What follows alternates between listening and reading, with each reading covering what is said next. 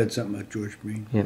Hi, I'd like to welcome Jay Lewis here in regards to interview Christmas time. Hey, Jay, could you give us some insight on when you first met Doc Counislman?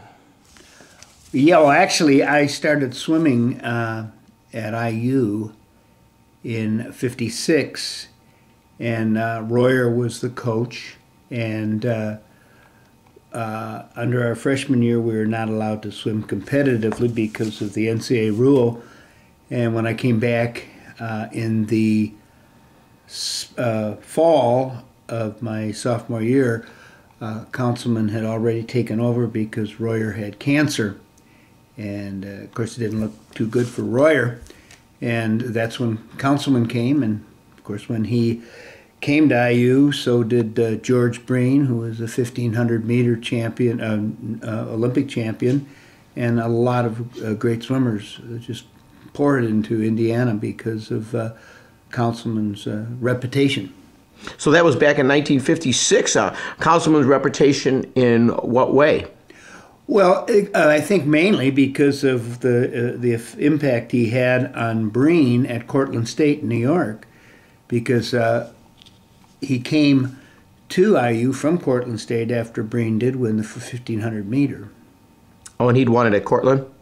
He was a student at Cortland when he swam in the, let me get this straight now, 1956 Olympics and won the gold medal. Mm-hmm.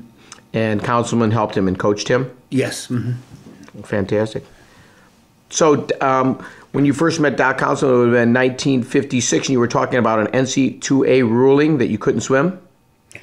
The freshmen were not allowed to swim in competition. It was the same with the basketball and football. You had to get past your freshman year. They couldn't start till their sophomore year to compete. Oh, okay. That was an NCAA rule at that time. That didn't have anything to do with the football team and the situation with them the years later? No, that happened when Phil Dickens was coaching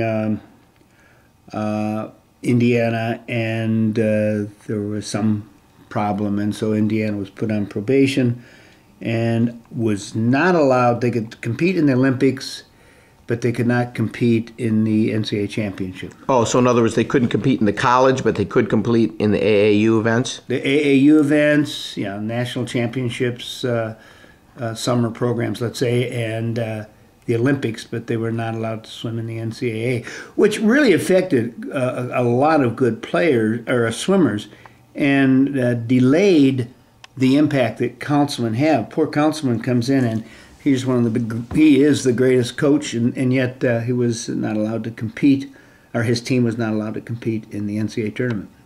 And when at that time, did he mention anything in regards to that to the team?